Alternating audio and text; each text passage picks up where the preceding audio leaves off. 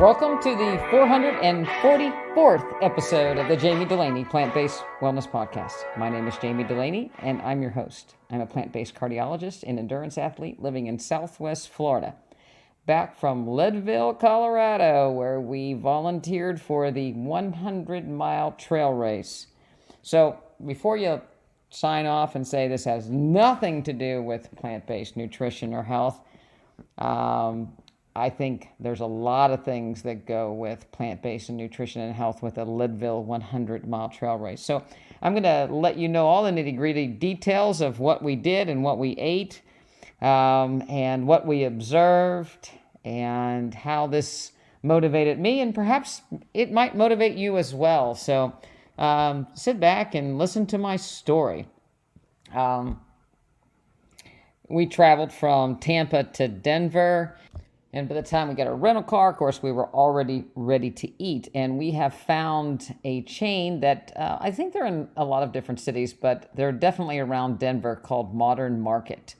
And they have options for everyone, but they have a plant-based option that is a seared tofu, raw carrots, seared broccoli, and a little soy sauce, it seemed like, and seared / maybe a little pickled cabbage, red cabbage, over a bed of quinoa and rice with a very, very light peanut sauce.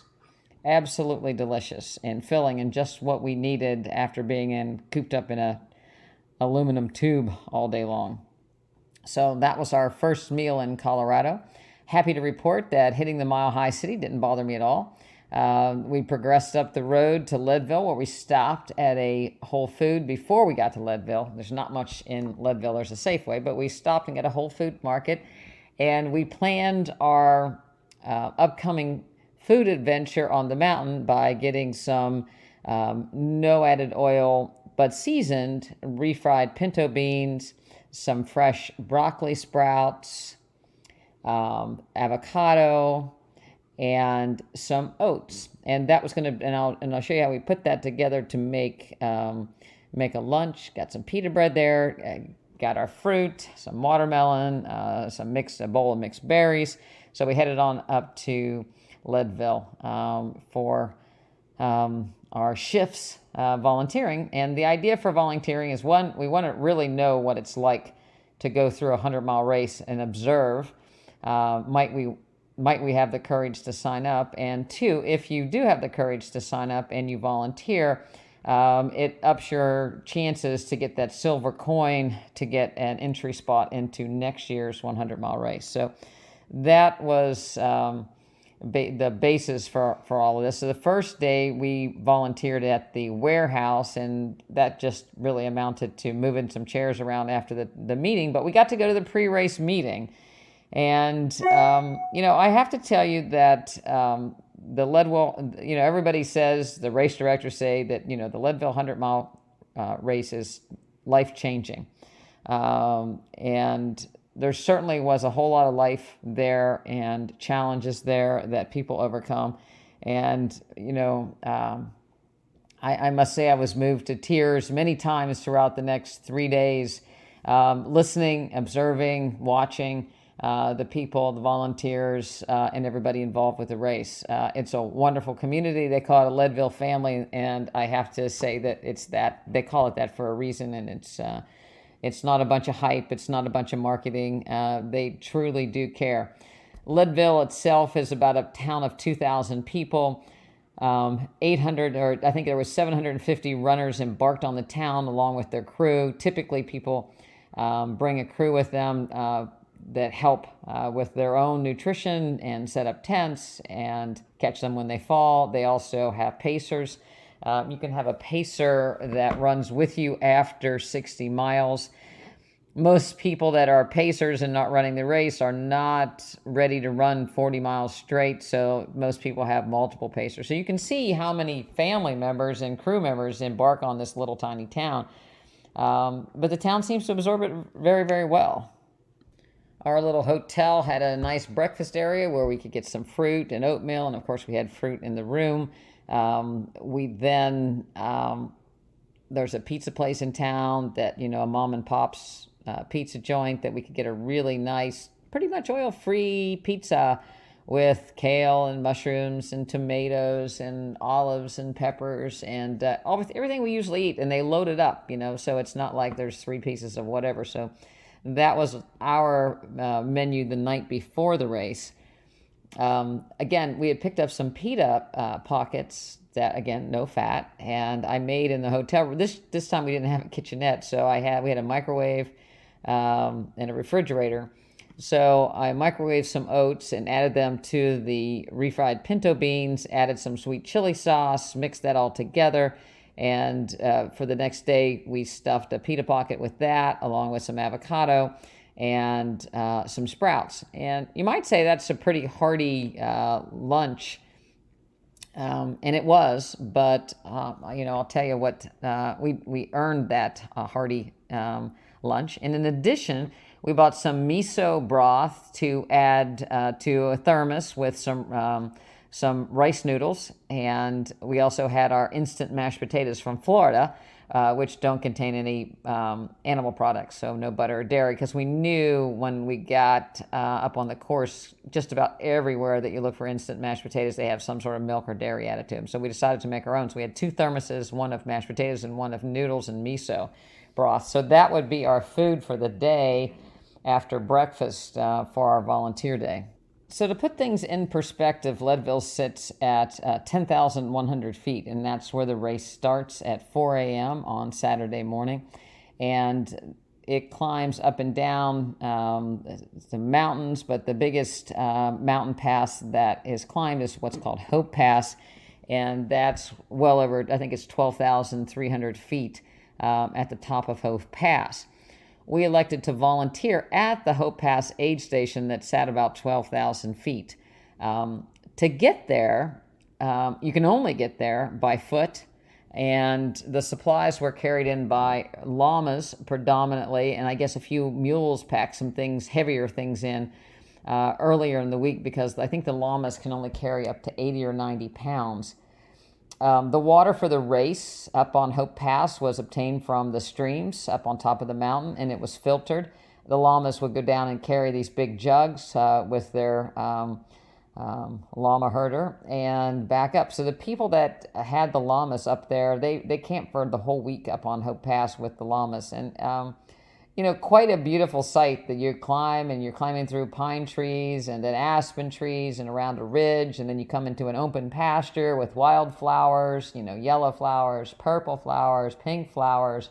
You can see the mountains up above the pasture with a little bit of snow caps, and then you climb up a little bit more, and you finally get into the pasture where we stayed at. And so they had the people that stayed there had tents set up, but for the race, there was a medical tent that was pretty sparse. There was a couple EMTs up there with radios, I guess, and we can talk a little bit about you could talk about what you could do, but there wasn't much you could do. I guess if you really plan things right, you might be able to get a helicopter in there, but it would be very, very difficult. And then there were 2 tents, one where they boiled water with gas cooking, camp stoves, and to make the ramen noodles. And in West Virginia, we used to always call them ramen noodles, and so we'll get to that later too. But so the ramen noodles with chicken broth, unfortunately, and the mashed potatoes, unfortunately, with some sort of dairy in them. And then they had M&Ms. Of course, M&Ms are not vegan, and they had cookies, and I'm sure they weren't vegan. And then they had pretzels, which are vegan, saltine crackers, which are vegan, some peanut butter, which, it's would have been good if they'd had bread, but they didn't. And then they had an electrolyte drink with caffeine and without caffeine, and then plenty of water. So that was, and I think they did not have any watermelons up on Hope Pass ever. So they had some watermelons at some of the other aid stations, but not up on Hope Pass where we were. So the only way to get up there by foot and carry things on your back, or with the aid of a friendly llama. Michael was my llama. And he carried our pack with what we ate and what we wore for the day. So we started down at 10,000 feet. And it was warm. It was like 75, and it's weird, coming from Florida at 90, you think 75 was cold, but we were closer to the sun, so it was quite warm. So we did wear tights. I did wear running tights up, thinking that temperature was gonna drop, and I thought quicker than it did. And a short sleeve shirt. So we packed layers, longer sleeve shirts, raincoats, because often times there's a storm that brews in. So we had a light rain jacket, a heavy rain jacket, and a puffy coat for the nighttime weather, which could be any place from 30 to 40. So we were planning on being there until the last runner came through. And we ended up working from about 11 a.m. to 11 p.m. doing that. So we started our hike with Michael carrying that big pack, about 40 pounds in a dry bag, and I had a vest with about 2 liters of water in it, maybe just under 2 liters, I would say, and up the mountain. We had 4.2 miles to climb to our 12,100 feet aid station, and it took us over 2 hours to get up with the pack. We started a little bit above where the runners would come by, and then we intersected the actual race at about the halfway mark, and kind of got in the Congo line with people going up the mountain, and we saw a lot. So that would have been going up the mountain. So the way the race goes, 50 miles out, 50 miles back. You go up and over Hope Pass, down to a little town, turn around, come back up over Hope Pass, come back down and wind around some lakes and through a couple other mountain passes that are smaller, and back into Leadville. So we were walking up with racers that were probably not in the front pack, but I would say maybe a third of the way back. And a lot of them looked bad. That it was, like 70, 75 to start. I think people weren't expecting such hot, dry weather. They were dehydrated, they were sweaty, they were pale, some were throwing up. They were walking, kind of at a zombie pace. And it's like, oof, and it was rocky terrain, about 3 feet wide. Most people were using poles because it was getting rather steep. Some people were stopping for a little bit. A couple people sat down for a little bit before finally getting to the top. So already we were seeing, what the Leadville 100 mile trail run does to people. The race founder, Ken Chlouber, gave a speech in the beginning or at the race meeting, and he said, and I thought it was pretty apropos, that motivation is going to leave you at about a quarter mile in. So you got to come up with something to get you through. And basically he suggested that people dig deep and think about Leadville, because Leadville was an old mining town that has survived despite the mine being closed. So against all odds, Leadville was thriving, and so could you if you thought of Leadville. And his co-race founder, Mary Lee, she was a good cop, so to speak, and the idea is don't let Mary Lee down. She's waiting for you at the finish, and don't stop running till you see Mary Lee. And so that was the runner's motivation. And you could see on that hill that motivation had left people early, so they were digging deep, into that 40-mile area. There were a lot of people that dropped before they even got to go to the climb. So at each aid station, there were, I think, 3 aid stations before the climb up to Hope Pass, and you had to be there at a certain time or they would cut your bracelet and you were done for the day, because the reality of it is there was no way you were going to make it up and back in the 30 hours that you have to complete it. So again, 30 hours from the 4 a.m. shotgun start till you come across the line and Mary Lee says, don't run anymore. We had went to the start line that morning. I left that out. So we got up early and walked over to the start line at 4 a.m., saw the runners take off, came back, took a little nap, got some breakfast, and then we headed up the mountain. So again, with the elevation and the heat and the technical aspect of the race, a lot of people just weren't drinking enough. And, it was a great recipe for dehydration, and I think a lot of people did. pretty much as soon as we got up on top, we started working. And our job was to fill people's water bottles, to fill their hydration bladders in their vests, to find out whether they wanted, electrolyte drink, kind of assess their health, see how they are, get them some noodles or potatoes or whatever we could, sit them down, help them with any blisters or anything that they had. One person with blisters the whole day long. Not bad. One guy twisted his ankle on the way up, and the medics just taped right over his shoe, and he kept on going. But when you got to Hope Pass, which was our aid station, you had to be there by 4 o'clock. After our aid station, there was about half a mile to the top of Hope Pass, so a half a mile up further before you descended down off of Hope Pass and into another little town called Winfield. And you had to be there by 6 p.m. And then you would turn around, or the racers would turn around and come back over Hope Pass and back down the other side to the town Twin Lakes. They had to be there by 10 o'clock. Now, again, to put it in perspective, when we were going down, I looked up and it was about a 27-minute pace. So it took us about 2.5 hours to go up and about 2 hours to go down. And we didn't go all the way up. We just went to our aid station. So they had another half a mile. When it got dark, and I am skipping ahead a little bit, I went to the top of Hope Pass with another volunteer to lay out glow sticks around the switchback so people wouldn't fall off the side of a cliff.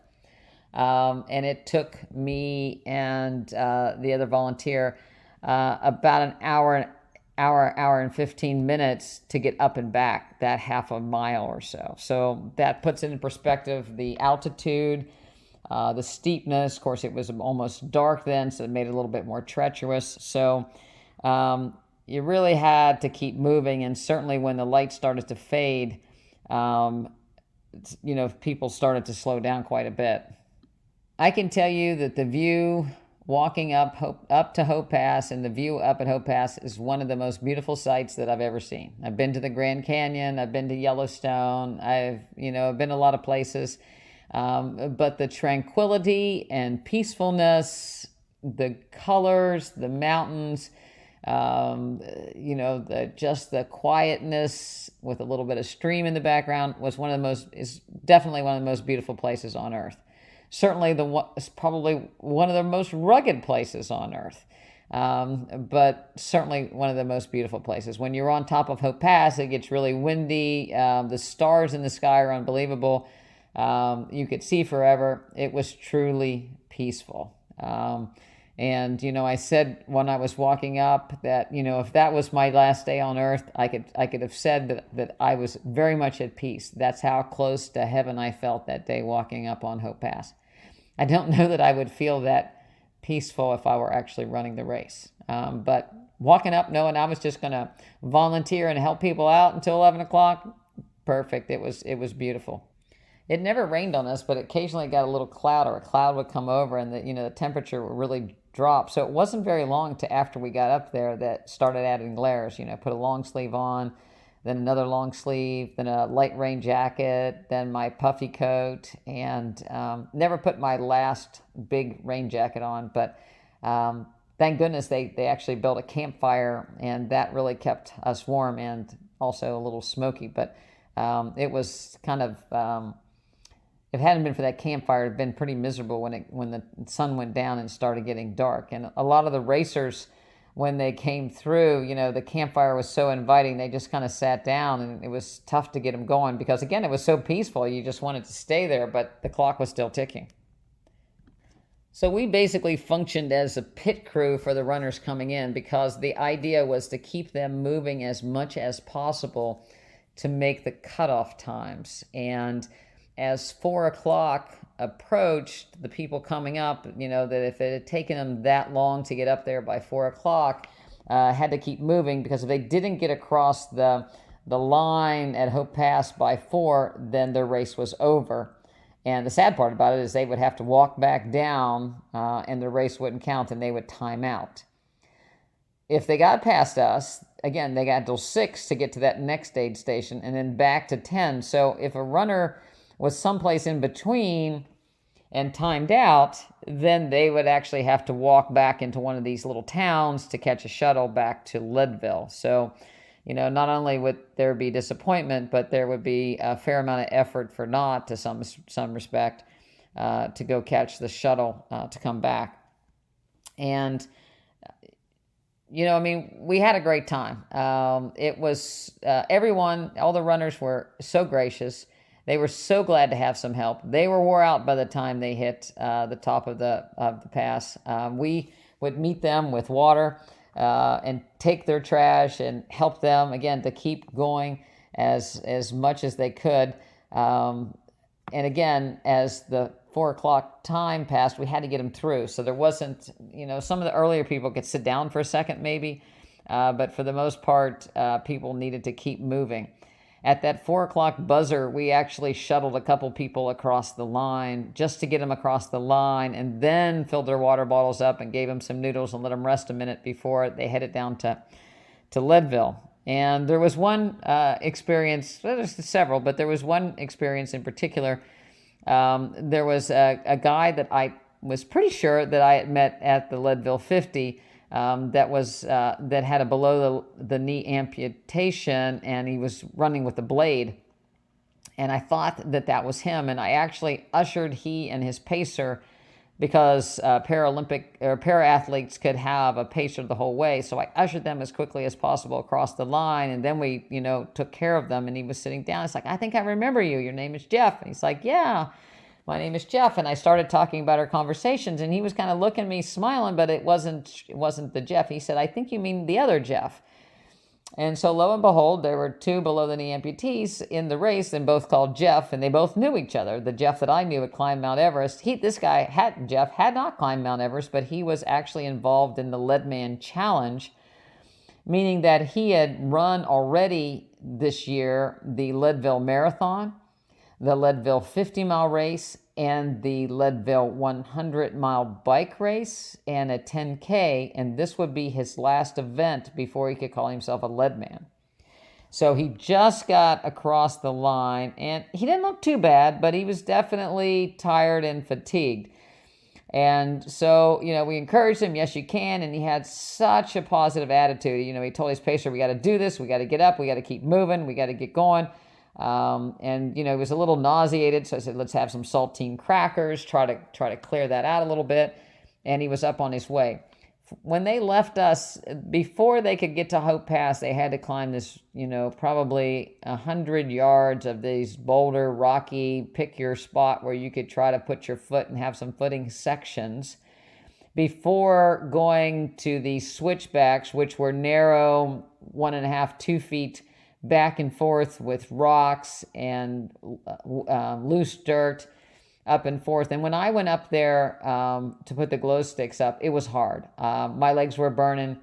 The steps, when you went up, the last couple of switchbacks had these natural rock stairs, but they were 2 or 3, probably 2 feet tall steps. So it's like a double step and rocks in between. So the footing was not easy going up or coming down. And then you get on top of the mountain, it's cold, and you got to go down the other side. So, but we had a great time talking to Jeff. He was very gracious. They thanked us, as everybody did. Again, they were so thankful to have a little bit of help and assistance.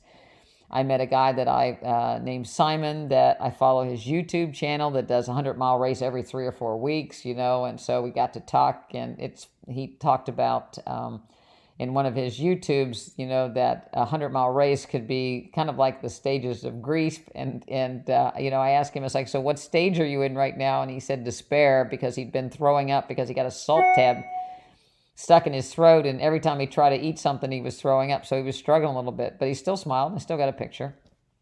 And of course, I got pictures with the llamas.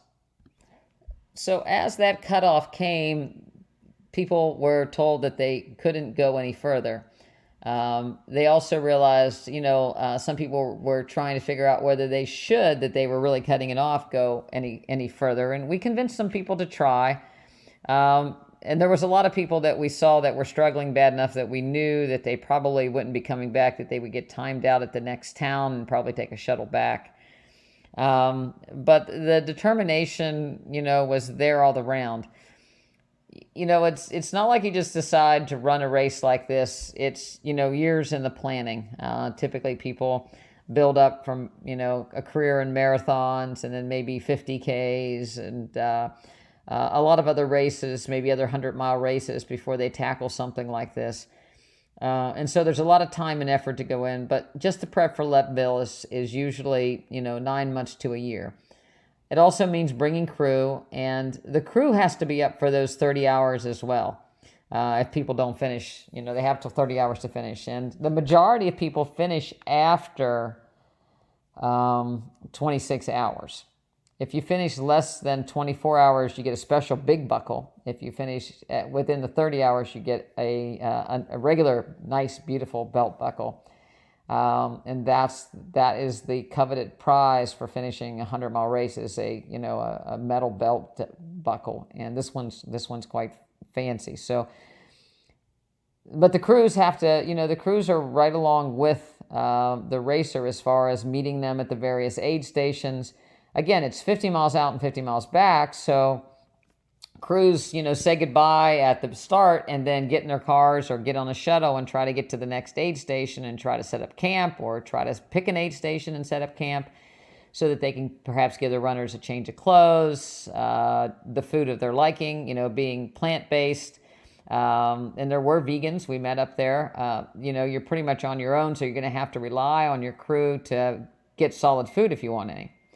So a lot of, people, and so the crews had to be up the whole time and chasing them around. And when we were driving out to where we walked up to the start point, we saw crews that would have to walk 2 miles dragging wagons full of tents and food and coolers. And there were kids and parents and dogs, and it was hot and they were sweaty, and a lot of people weren't trained to be a crew member. So, I felt bad, sometimes looking at this, because those guys kind of have it worse, because they have the worry of wondering if their runner's okay, where their runner is, when they're going to meet their runner, as well as taking care of themselves. So it's not an easy job, and it's certainly a team sport when it comes to getting around a race like this. Jumping way ahead, at the end, when we were at the finish line, we were talking about what happens if we wanted to do this race, and could we find a crew that would actually help us. And there was a young man, and I call him a young man since I'm not a young woman. He was probably in his 30s, and he's like, no, he said, we had people that we had crew and backup crew. He said, you wouldn't have any problem. And I said, yeah, but people our age, to find somebody to crew, most people don't have any desire to walk a mile, less, all the miles that they'll have to walk to be a crew. And he kind of just looked at me and giggled a little bit. And I said, yeah, I'm old, and so that it was kind of a funny moment. But the pressure on the runner is extreme. The runner desperately wants to finish. You don't want to let anybody down. You don't want to disappoint your crew. You don't want to leave them hanging.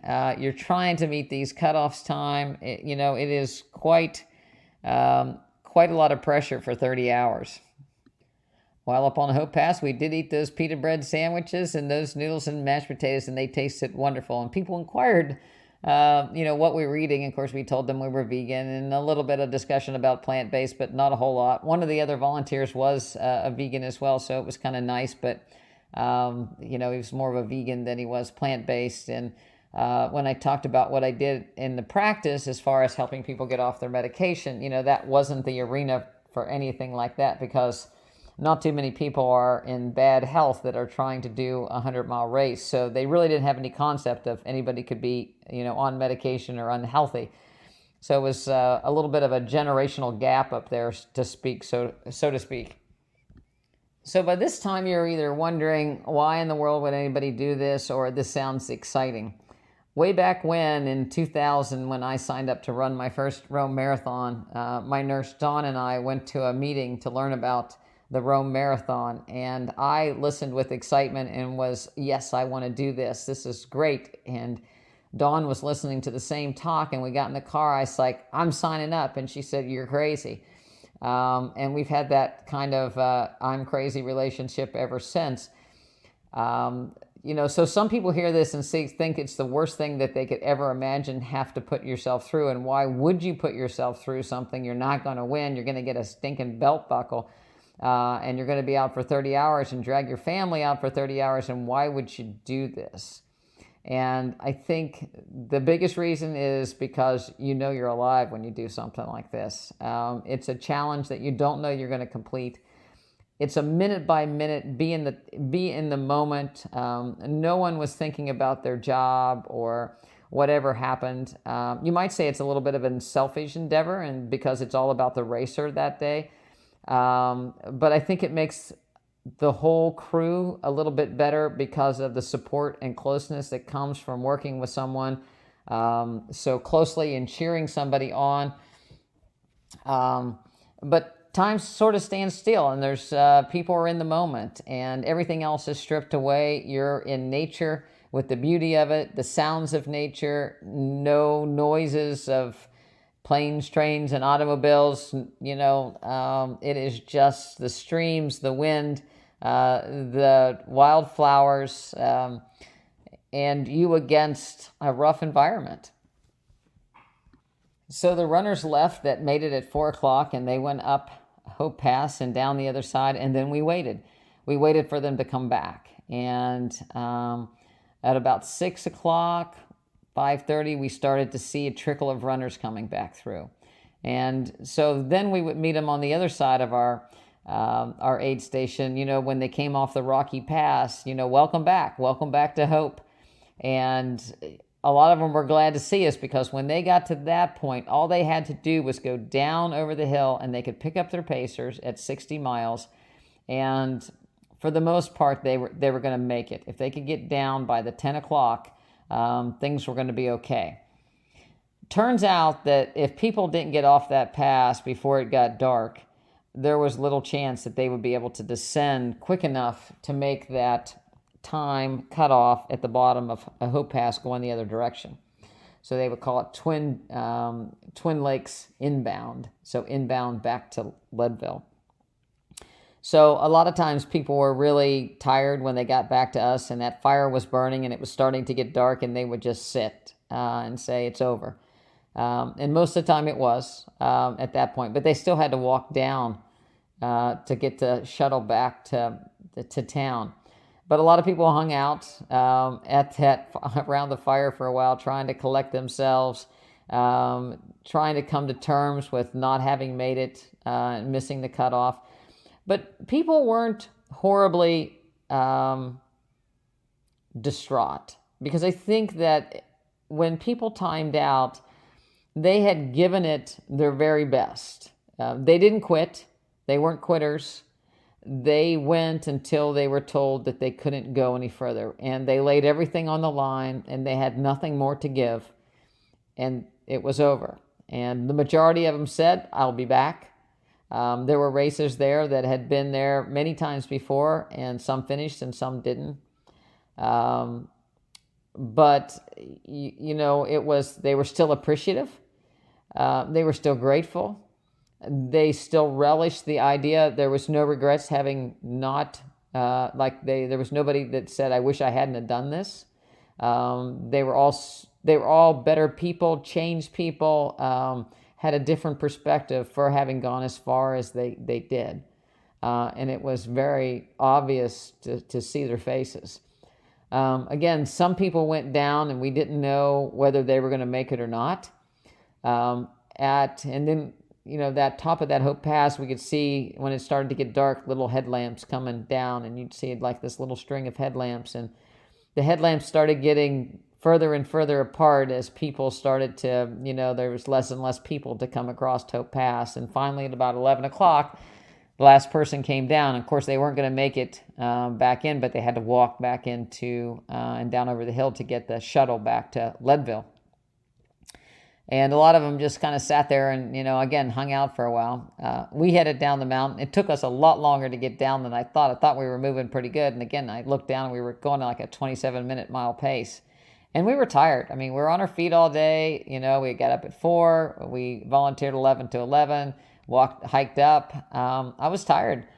Um, not nearly as tired as I run a race, but, I put in a good day's work, and it kind of scared me a little bit. It's like, if I'm going to run this race, I'm tired just doing this. Do I have it in me to do 100 miles? And wasn't sure at that point. A lot of different emotions. It was emotionally draining somewhat to see the people that are struggling and struggle with them and all those other kind of things. So it was